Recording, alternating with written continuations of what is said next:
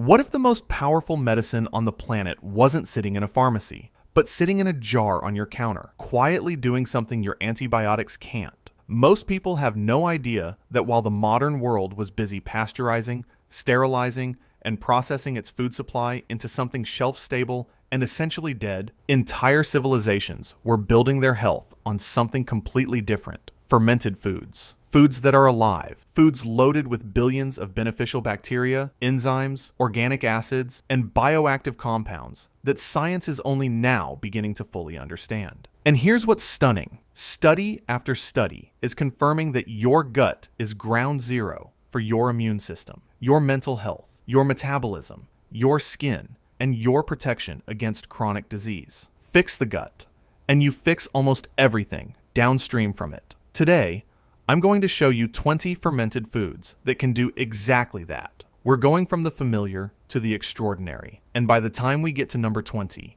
you'll understand why traditional cultures that ate this way didn't have the epidemic rates of autoimmune disease, depression, and chronic illness that are defining the modern world. Stick around, because number 13 on this list is one most people have never even thought of as medicine, and the research on what it does to your metabolism is genuinely shocking. And number 17 is so potent that researchers are now calling it one of the most underrated cardiovascular foods ever discovered. If you want real food science delivered every week, hit subscribe right now. Let's get into it. 1. Sauerkraut, the probiotic that built empires. Let's start here, because sauerkraut is where most people's fermentation journey begins, and they almost always underestimate it. Sauerkraut is simply cabbage and salt. That's it. And yet, what happens when you combine those two things and leave them alone for a week is one of the most medically significant transformations in all of food science. Lactobacillus bacteria, naturally present on the cabbage leaves, take over, consume the sugars, and produce lactic acid. The result is a living food with probiotic counts that can reach into the billions per serving. But it's not just probiotic volume. Raw, unpasteurized sauerkraut contains vitamin C, historically enough to prevent scurvy, which is why German sailors carried it on long voyages. It contains vitamin K2, glucosinolates from the cabbage with documented anti-cancer activity, and organic acids that directly reduce inflammation in the gut lining. Clinical research shows that fermented cabbage improves microbiome diversity, reduces markers of intestinal permeability, what people call leaky gut, and supports immune regulation. A Stanford study found that a high fermented food diet increased microbiome diversity more effectively than even a high fiber diet. The one thing most people get wrong: the sauerkraut in the grocery store aisle, the shelf-stable canned version, is pasteurized and contains 0 live bacteria. The real thing lives in the refrigerated section, or your own mason jar. If it isn't cold and it doesn't bubble when you open it, it isn't medicine. Traditional use: 2 to 4 tablespoons with a meal, daily. The brine, the liquid it sits in, is just as potent as the kraut itself. Don't throw it away. 2. Kimchi, the immune army in a clay pot. Korea has some of the highest rates of stomach cancer in the world, and yet also some of the most robust gut microbiomes ever measured in population research. The explanation, researchers believe, is kimchi and the paradox it creates. Kimchi is fermented cabbage, radish, and vegetables with chili, garlic, ginger, and fish sauce. It's a probiotic delivery system wrapped in one of the most anti-inflammatory spice combinations on Earth. The fermentation produces a diversity of lactobacillus strains, particularly Lactobacillus kimchi, not found in most other fermented foods. Studies have documented kimchi's effects on immune modulation, cholesterol reduction, insulin sensitivity, and inflammatory cytokine levels. The capsaicin from the chili adds its own metabolism-boosting, anti-inflammatory properties. The garlic contributes prebiotic fructooligosaccharides that feed the bacteria you're simultaneously delivering. In other words, kimchi doesn't just send probiotics into your gut, it sends them with food for the journey. Traditional use: a small portion, even a few tablespoons, with every meal. In traditional Korean households, multiple varieties of kimchi were always on the table. Variety mattered as much as quantity. 3. Kefir, the ancient drink that outperforms yogurt. The word kefir comes from the Turkish word for feeling good. That tells you something. Kefir is a fermented milk drink made by culturing milk with kefir grains. Not actual grains, but symbiotic colonies of bacteria and yeast that look like small cauliflower heads. The result is something that contains 20 to 60 distinct probiotic strains, compared to the 2 to 7 typically found in commercial yogurt. It's not a marginal difference.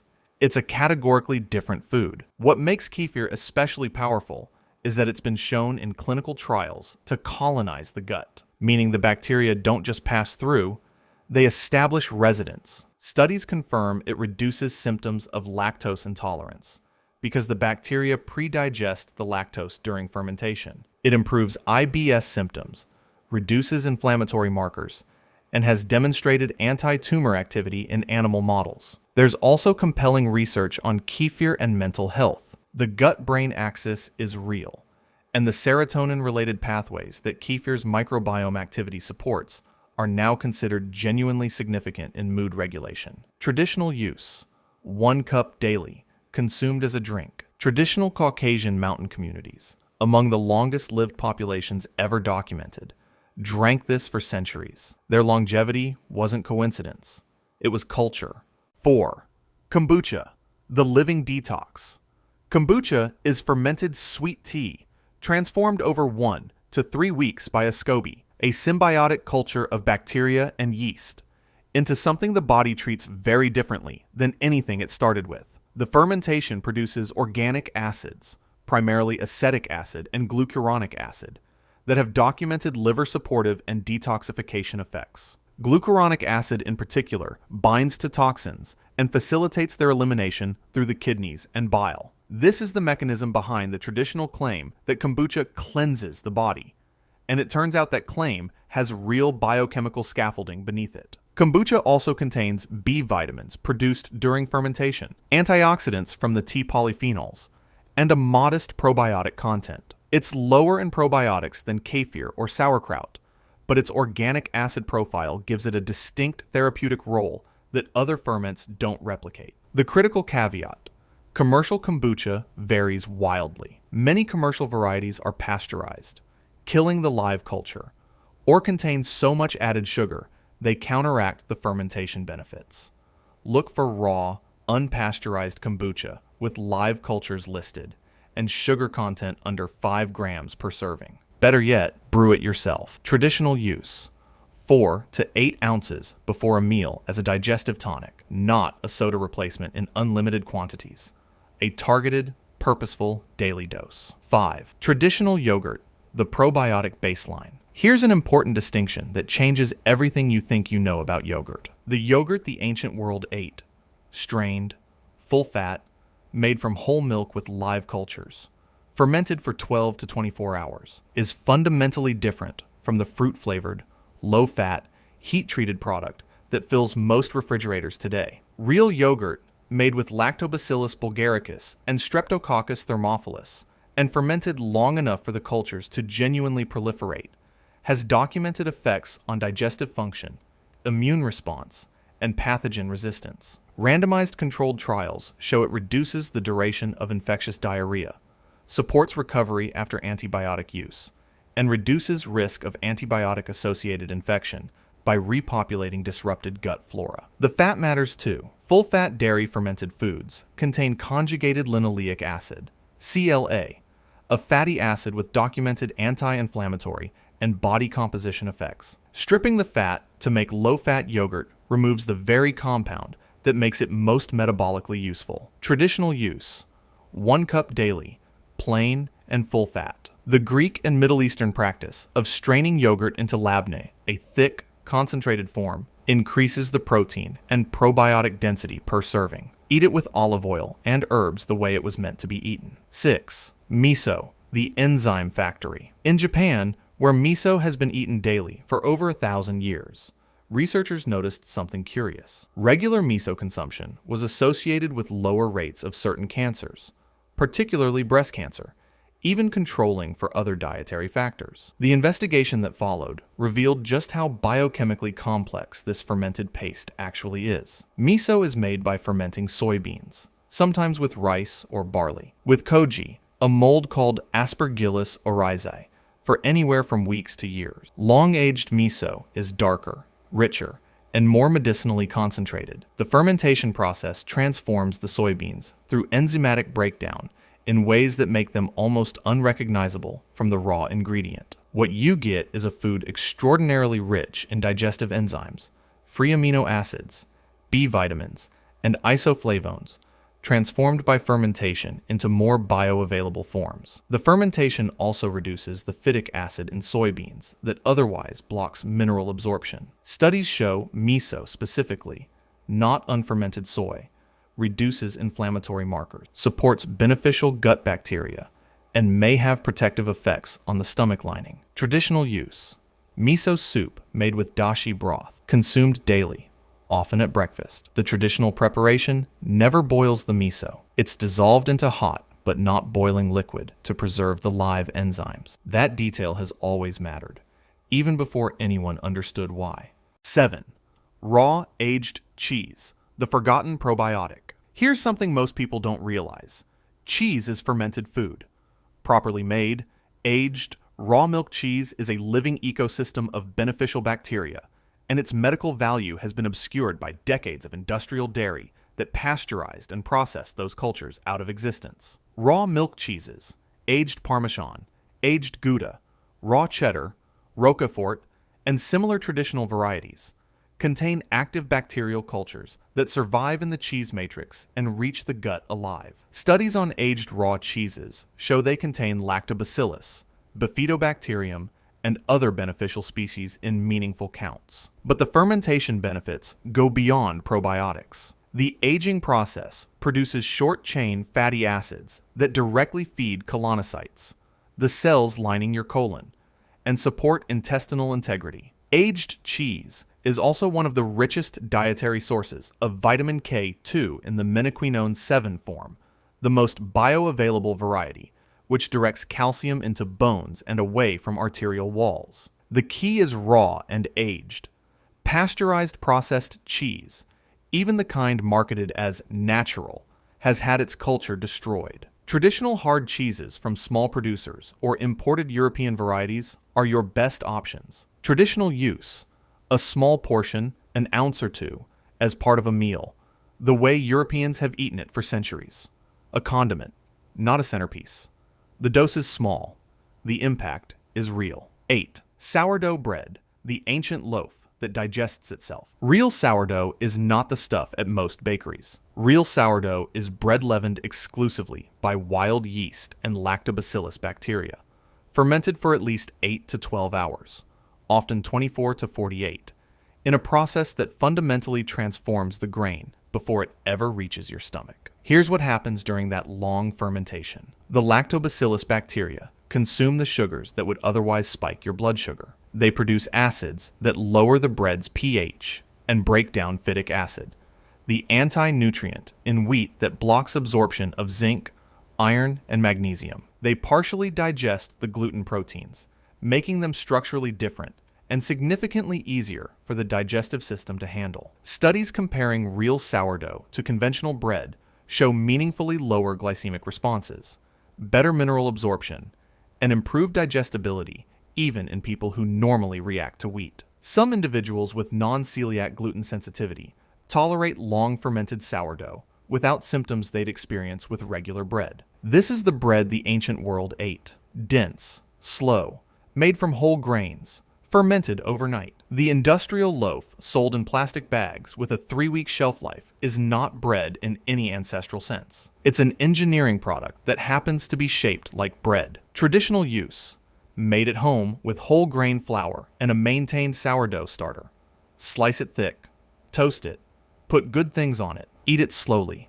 It was designed to be eaten that way. 9. Kvass, the blood tonic most people have never heard of. Let me pause here for a moment, because number 9 is one most people in the Western world have never even encountered. And that's a shame, because what it does for blood and liver function is remarkable. Kvass is a traditional Eastern European fermented beverage, typically made from rye bread or beets, that has been used medicinally across Russia, Ukraine, and Poland for centuries. Bread Kvass, the original, is essentially a very low alcohol probiotic drink, produced by fermenting rye bread crusts in water. Beet Kvass is even more potent medicinally, produced by fermenting raw beets in salted water. Beet Kvass is where the research gets interesting. The fermentation concentrates the betalains, the red pigments in beets with documented antioxidant and anti-inflammatory effects, while simultaneously producing nitrates that the body converts to nitric oxide, a vasodilator that improves blood flow and lowers blood pressure. The lactobacillus fermentation adds probiotic content and increases the bioavailability of the beet's native nutrients. Traditional medicine across Eastern Europe used beet Kvass for liver conditions, sluggish digestion, anemia, and poor circulation. Modern research on the compounds it contains, betaine, betalains, organic acids, and probiotics, confirms every one of those traditional applications has biochemical validity. Traditional use: a small glass, 4 ounces, before meals as a digestive and circulatory tonic. It's an acquired taste, earthy, slightly sour, deeply mineral. Most people who stick with it stop noticing the taste and start noticing how they feel. 10. Lacto-fermented pickles. Not what's in most jars. Here is one of the most important distinctions in all of fermented food. There are 2 completely different products sold as pickles, and only one of them does anything for your health. The pickles in most grocery stores are made with vinegar, fast, cheap, shelf-stable, and entirely devoid of probiotics. The acidity is chemical, not biological. No fermentation occurred.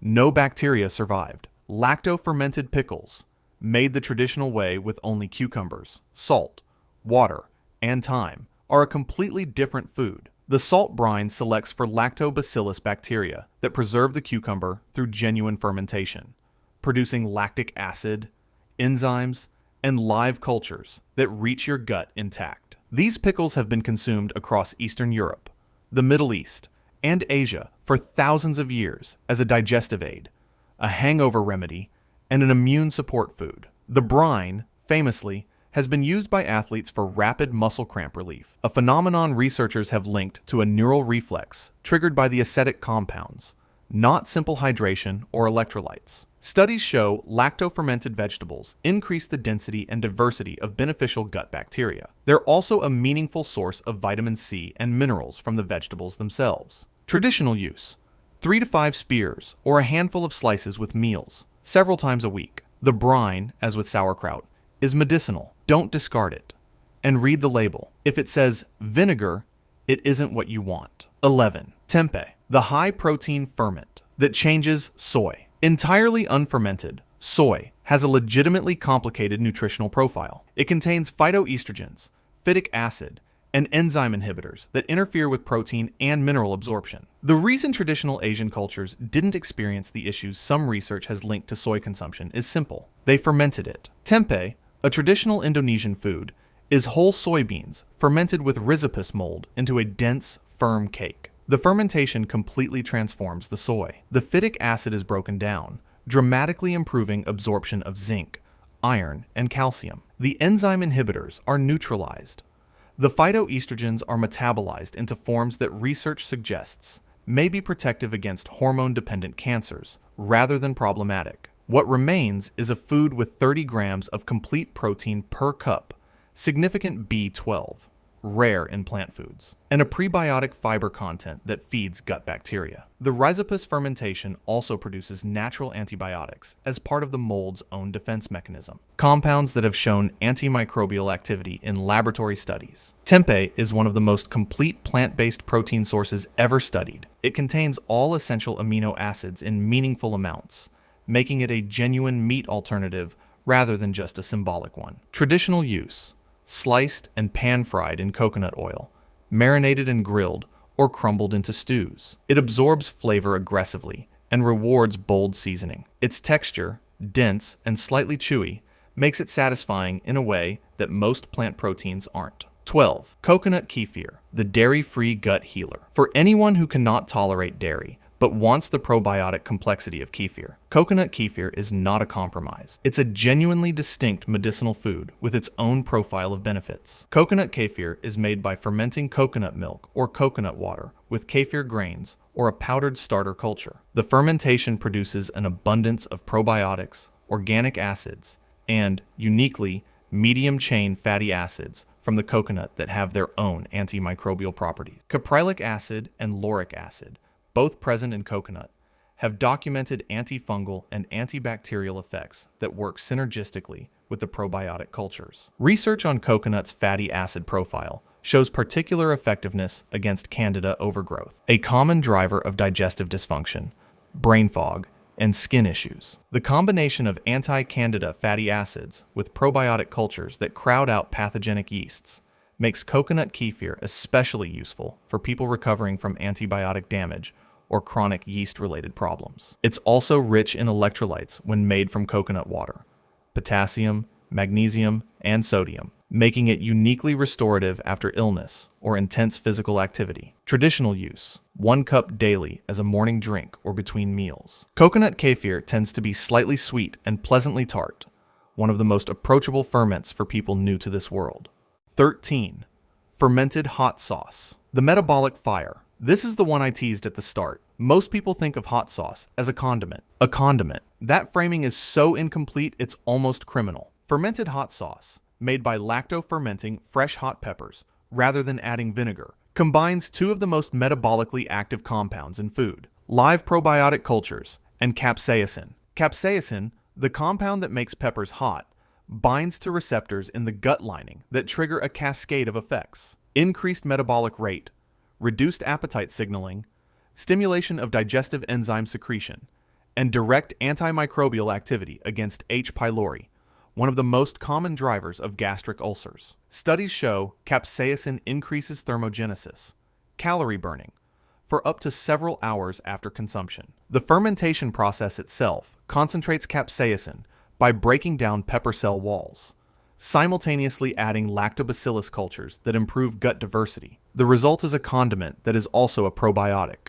an anti-inflammatory, an antimicrobial, and a metabolic enhancer simultaneously. Fermented hot sauces are made by blending fresh peppers with salt, allowing fermentation for 3 to 7 days, then optionally blending smooth. The process is simple. The result is categorically different from commercial hot sauces made with distilled vinegar. Traditional use: a tablespoon or two on food at every meal. Traditional Mexican, Korean, and West African cuisines all feature fermented pepper preparations as daily table condiments. Not accidents of flavor, but functional foods baked into cultural habit. 14. Fermented garlic in honey, the immune legend. When you take two of the most potent antimicrobial foods in the natural world, raw honey and garlic, and ferment them together, something remarkable happens. The fermentation transforms raw garlic through the enzymatic environment of raw honey. Allicin, the primary active compound in garlic,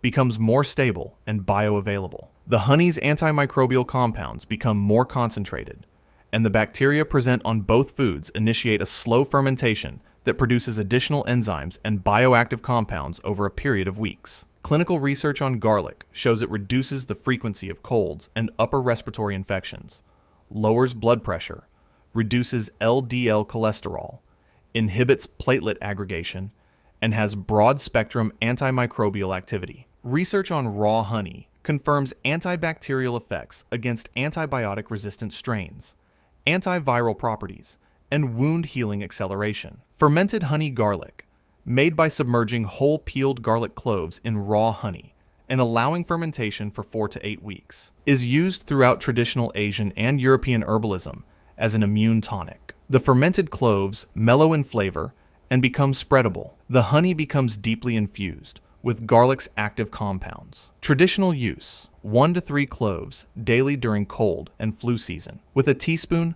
of the fermented honey. When illness hits, dose up. This is the kind of thing your great-great-grandmother kept in the house and your doctor has never heard of, but the biochemistry is there. 15. Apple cider vinegar with the mother, the blood sugar regulator. Apple cider vinegar made with the mother is technically the endpoint of alcoholic fermentation, followed by acetic acid fermentation, the same fundamental process that makes all vinegar, but in this case, preserved with its live culture intact, rather than filtered and pasteurized away. The mother is the colony of bacteria responsible for the fermentation.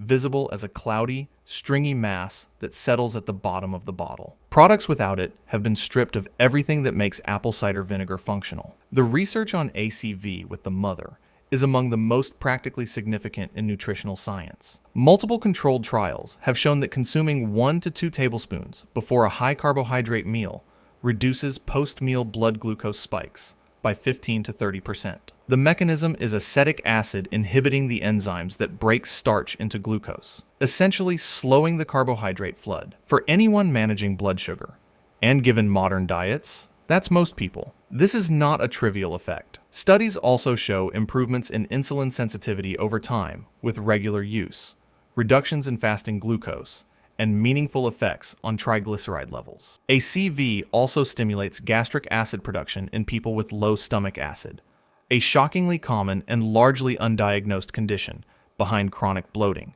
nutrient malabsorption, and pathogen susceptibility. Traditional use: 1 tablespoon diluted in a glass of water, consumed 15 minutes before meals. Never drink it straight. The acidity damages tooth enamel. Diluted, it's one of the simplest and most evidence-supported interventions in this entire list. 16.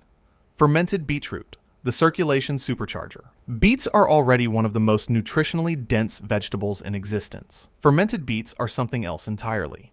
The lacto-fermentation of beets concentrates their nitrate content while adding probiotic cultures and increasing the bioavailability of their native betalain antioxidants. The nitrates in beets are converted by oral bacteria into nitric oxide, the molecule that dilates blood vessels, improves circulation, reduces blood pressure, and significantly enhances athletic endurance. Randomized controlled trials on beetroot consumption showed genuine reductions in systolic blood pressure, sometimes 5 to 10 millimeters of mercury, comparable to some pharmaceutical interventions. Studies on athletes show improved time to exhaustion, better oxygen efficiency, and faster recovery. The effect is real enough that beetroot is now prohibited in some elite sports competitions. The fermentation adds probiotic lactobacillus strains and increases the bioavailability of iron and folate in the beet. It also makes the food more digestible. Raw beets can be challenging for sensitive digestive systems, while fermented beets are generally well tolerated. Traditional use: a half cup of fermented beets as a side dish, or 3 to 4 ounces of the brine as a daily tonic. The color is alarming.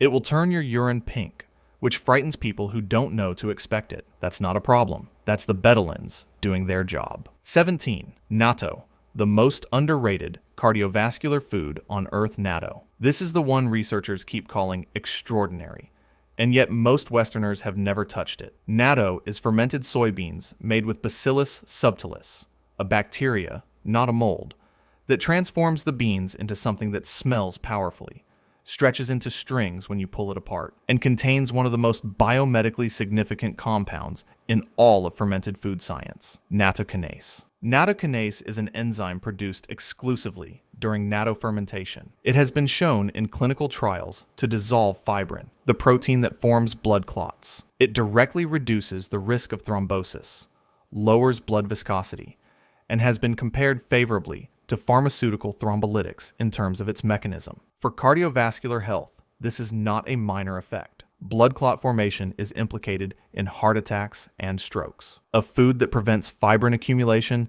is doing something genuinely protective. Natto is also the single richest dietary source of vitamin K2 in the MK7 form. A serving provides over 300 micrograms, compared to the 30 to 50 microgram recommendation from most researchers. K2 directs calcium out of arteries and into bones. Its deficiency is implicated in arterial calcification, osteoporosis, and cardiovascular disease. Natto takes care of it completely. Traditional use: 50 to 100 grams daily, often eaten over rice for breakfast in Japan, which may explain certain aspects of Japanese cardiovascular longevity. The flavor and texture are challenging for the uninitiated. Eat it anyway. 18. Cultured buttermilk, the digestive tonic that's been forgotten. Traditional cultured buttermilk is not the thick, tangy liquid that comes in cartons in the baking aisle, made with pasteurized milk and a dash of lactic acid. True cultured buttermilk is what was left after churning cream into butter, a thin, naturally fermented dairy liquid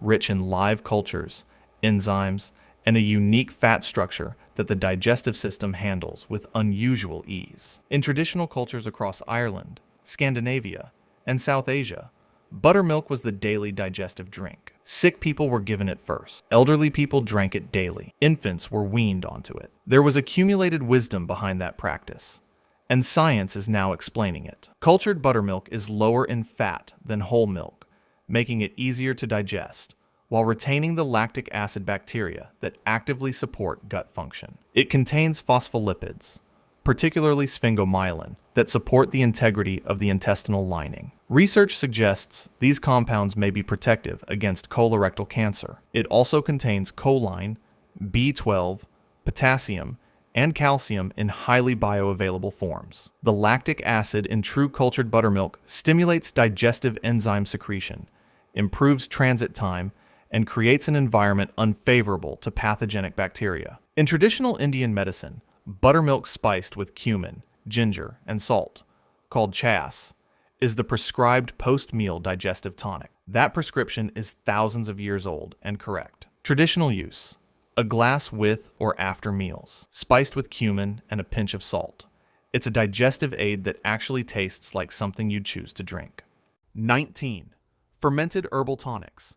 Ancient medicine meets living culture. Here is where traditional knowledge and modern fermentation science meet in the most fascinating way. Across virtually every traditional medicine system: Ayurveda, traditional Chinese medicine, European folk herbalism, Native American plant medicine, there exists a class of preparation that combines medicinal herbs with fermentation. Fermented herbal tonics, preparations where roots, leaves, and botanicals are lacto-fermented or fermented with honey into something that delivers the herb's active compounds in a fundamentally different way than tea or tincture. The reason this matters biochemically: fermentation pre-digests herbal compounds, breaking complex polyphenols into smaller, more bioavailable metabolites. It creates new compounds through bacterial transformation that weren't present in the original plant, and it delivers those compounds alongside probiotics that support the gut environment in which they'll be absorbed. Fermented elderberry tonic, fermented turmeric kvass, lacto-fermented astragalus, and ginger preparations. These are real traditional medicines with both accumulated empirical support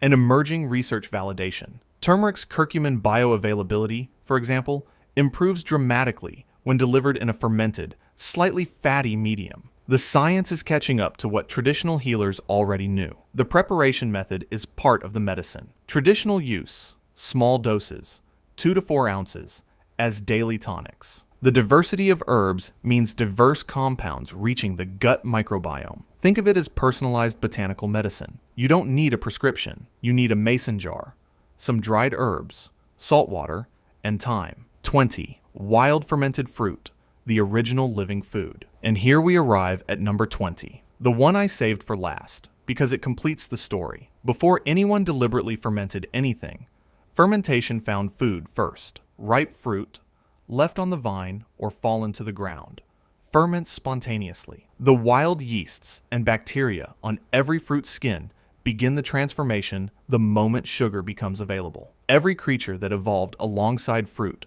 including humans, evolved digesting fruit in this partially fermented state, with its enzymes active, its sugars partially consumed, and its microbial community alive. Wild fermented fruit, made by allowing ripe fruit to ferment naturally in its own juice with no added cultures, just the organisms living on its skin, is one of the most ancient foods in human history. Fermented mangoes, plums, berries, apples, and citrus have been used across traditional cultures as digestive aids, energy tonics, and medicines for conditions ranging from constipation to respiratory infection. The fermentation process partially breaks down the fruit's sugars, reducing glycemic impact while concentrating the polyphenol content. It produces natural enzymes, amylases, proteases, lipases, that directly support digestion. And it generates organic acids that shift the gut environment in favor of beneficial bacteria. Modern research on fermented fruit preparations confirms enhanced antioxidant activity compared to fresh fruit, improved prebiotic effects on the gut microbiome,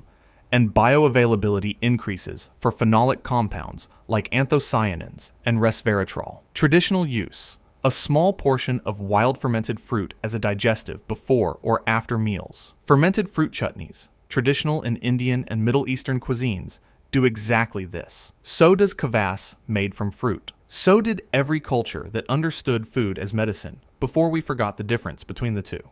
20 ferments, thousands of years of tradition, and a body of modern science that keeps arriving at the same conclusion. The gut is everything. What I want you to take away from this is not a shopping list.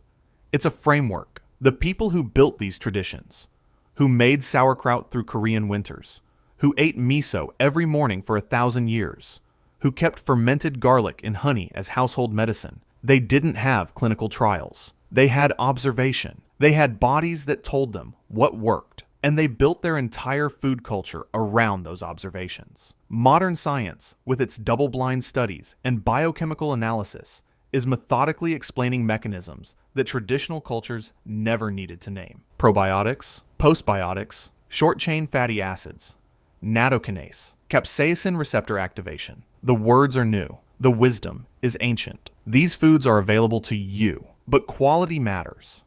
And I can't overstate this. The difference between real, raw, unpasteurized sauerkraut and the vinegar-preserved shelf-stable version is not a small difference. One is medicine. The other is a condiment that happens to share a name with medicine. I've put links in the description to the brands and sources I trust, along with starter cultures if you want to make any of these at home, which I genuinely encourage, because it reconnects you to what food actually is. Drop a comment and tell me, which one surprised you most? Which one are you already eating?